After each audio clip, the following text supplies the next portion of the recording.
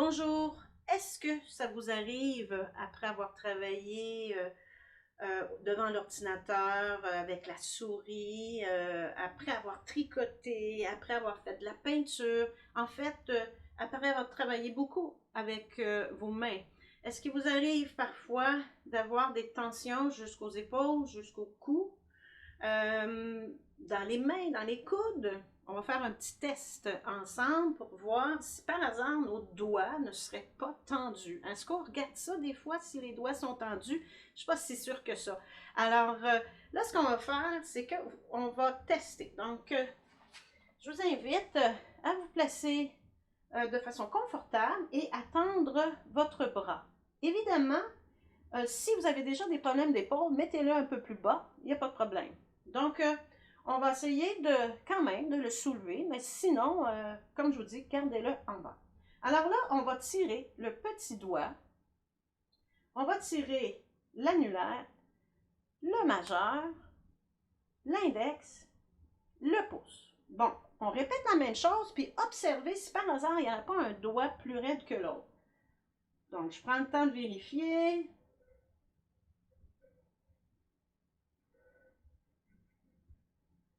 OK, moi, le majeur est très tendu. Et ça se peut que ça soit plus qu'un doigt. C'est bon. Alors, si jamais vous avez trouvé le doigt qui est plus tendu chez vous, alors moi, c'est le majeur. Je vais me maintenir en position et je vais essayer de pousser l'omoplate. Hein? Voyez-vous là, je vais pousser l'omoplate vers l'avant. Et je vais prendre le temps de respirer au moins 4 fois là-dedans. Détendez les épaules. Inspirez profond. Expirez. Et plus ça se détend, plus je vais chercher l'extension. Ne forcez pas la mécanique. Donc, c'est juste de prendre ce que le corps nous donne. Et on relâche, on soulage un petit peu. Vous allez voir que lorsque vous allez reprendre votre tâche, que ce soit avec le tricot, que ce soit à l'ordinateur avec la souris, ça va être plus libre.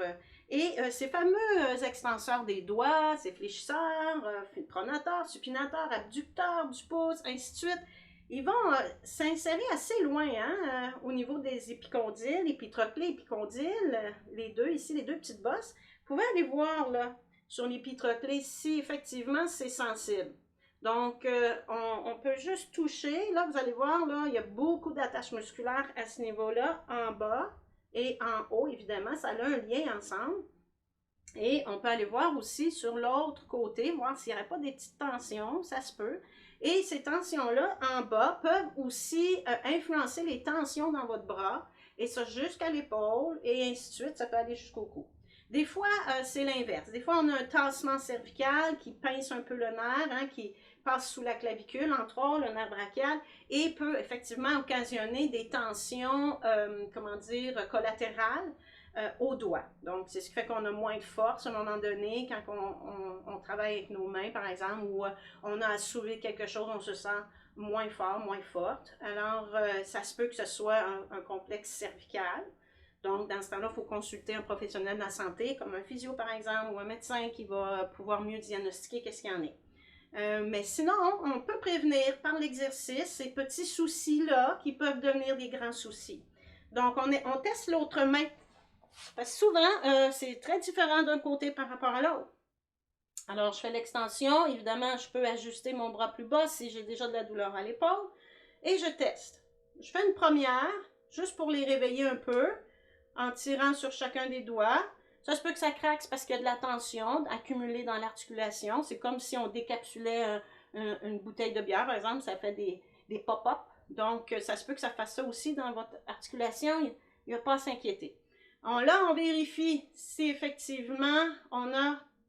l'annulaire, moi ici, plus tendu. Le majeur, ça va. L'index. Le pouce, ça va.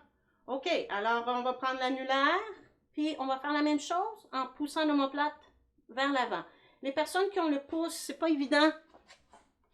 Alors avec le pouce, là, ce que je fais, c'est que j'essaie d'amener mes doigts dans un sens et le pouce de l'autre sens. Et là, je vais pouvoir mieux tirer vers moi. OK, on peut même tourner un peu la main pour s'aider, mais des fois, d'essayer d'être aligné, ça ne fonctionne pas. Donc, c'est pas tout à fait... l'anatomie est différente pour le pouce comme pour les autres doigts.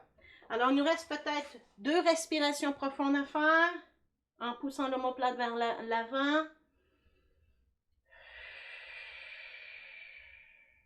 Une dernière fois, inspirez profond. Expirez.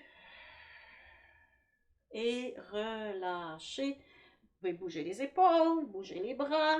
Voilà. Alors, faites souvent des micro-pauses quand vous travaillez, que ce soit à l'ordinateur. La souris, là, même si elle est ergonomique, là, si vous êtes des heures devant l'écran, le problème avec la souris, souvent, il faut travailler près de soi. Puis le problème, c'est que la souris est un petit peu trop en externe.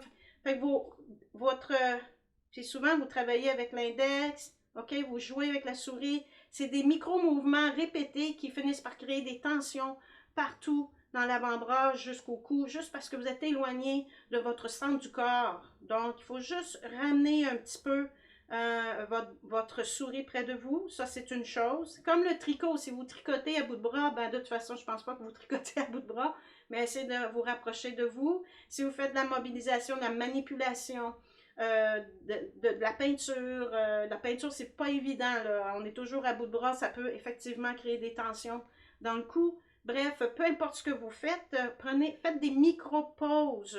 Avec juste ce petit travail-là des doigts, ça va déjà diminuer les tensions, harmoniser les tensions musculaires. Voilà, je suis Katia Lambert, kinésiologue.